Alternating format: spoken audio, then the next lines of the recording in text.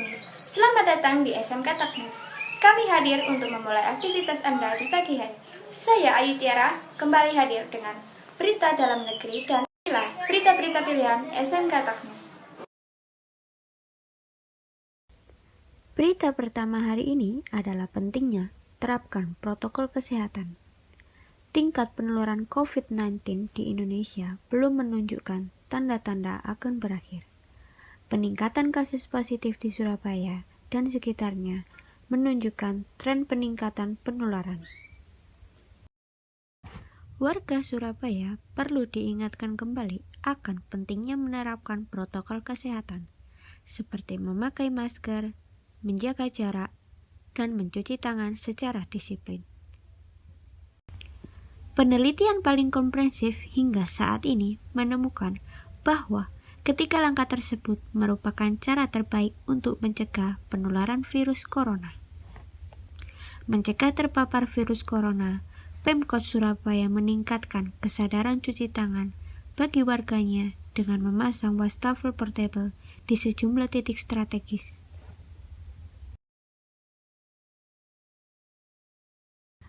Ada 2 wastafel portable yang dipasang oleh pemerintah kota Surabaya di Taman Bungkul dan ada puluhan lainnya.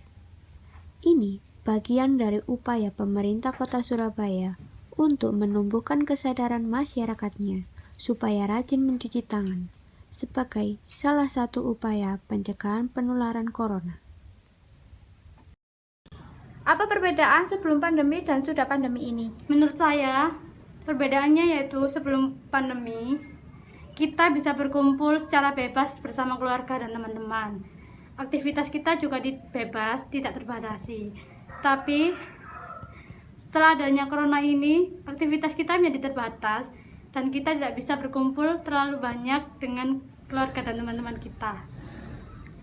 Apa Anda setuju dengan selalu memakai masker setiap melakukan aktivitas di luar rumah? Ya, saya setuju karena dapat mencegah tertularnya virus melalui ludah orang lain, karena kita juga tidak tahu apakah orang tersebut sedang terjangkit virus atau tidak. Negatifnya dari memakai masker, pernapasan kita sulit bernafas dan tidak terbiasa memakai masker kemanapun. Bagaimana menurut kamu dengan adanya pemasangan wastafel portable ini? Menurut saya, dengan adanya banyak wastafel portable di setiap tempat dapat membantu kita untuk selalu diingatkan mencuci tangan.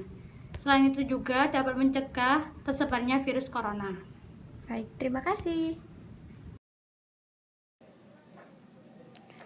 Tak hanya di Taman Bungkul, Pemkot Surabaya juga memasang wastafel atau tempat cuci tangan portable di sejumlah titik strategis, seperti pelayanan publik, tempat wisata, dan sekolah.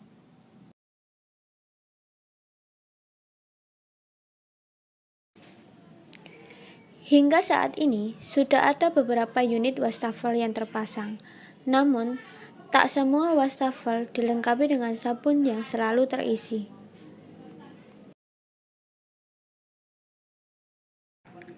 Mencuci tangan bisa menekan potensi penularan sampai 19%. Dengan menggunakan masker, resiko tertular COVID sebesar 16%. Jika semua protokol kesehatan diterapkan, peluang penularan dapat diperkecil sampai 1,6%.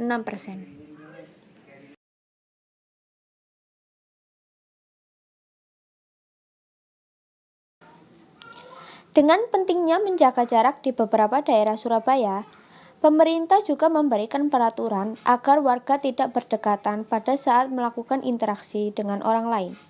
Maka, di sekitar tempat bercengkrama diberikan tanda larangan agar tidak menempati tempat tersebut. Tim Liputan SMK Tak melaporkan.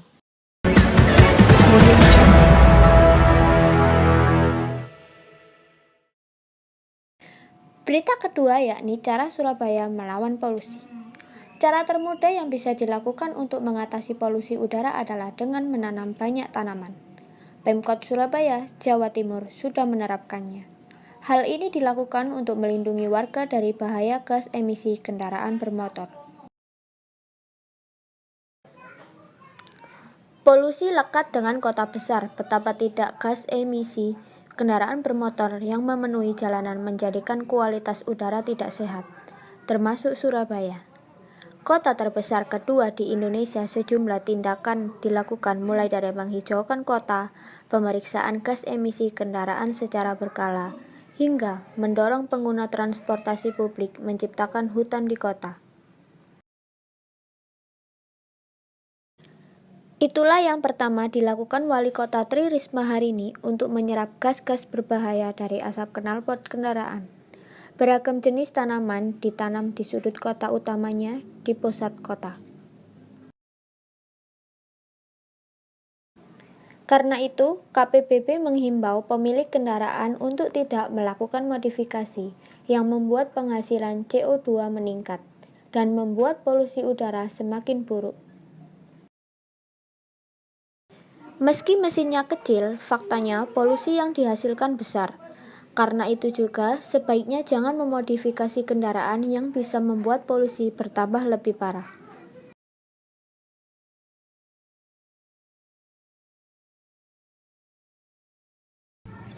Bagaimana menurut Anda dengan lingkungan Surabaya pada saat ini? Apa ya? Menurut saya lingkungan Surabaya saat ini bautan tropis di tengah kota, dan kita juga bisa menghirup udara yang segar dan banyaknya perpohonan yang ditanam. Dengan adanya pepohonan khusus yang ditanam untuk menyerap gas emisi kendaraan, dapat membuat warga Surabaya menjadi sehat dengan menghirup udara yang segar dan sejuk setiap paginya. Yang kedua, berikan saran Anda untuk warga Surabaya agar tetap menjaga lingkungan. Saran saya untuk seluruh warga agar tetap menjaga lingkungan sekitar dan jangan pernah untuk membuang sampah sembarangan, saling bergotong royong untuk membersihkan lingkungan sekitar. Itu aja saran saya. Baik, terima kasih Mbak Afi. Hasilnya, kota Surabaya berubah bak hutan tropis. Ada manfaat lain dari penanaman pohon ini, yakni membantu penyerapan air hutan menjadi air tanah.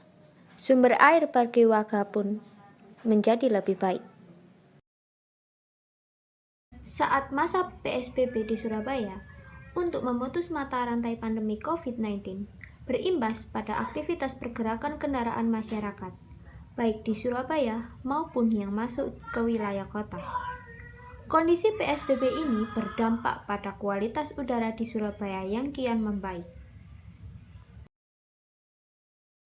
Penurunan kegiatan perdagangan barang dan jasa serta pengurangan kegiatan warga di luar rumah membuat jumlah kendaraan bermotor yang melaju di jalanan menyusut, sehingga indeks standar pencemar udara pun menurun.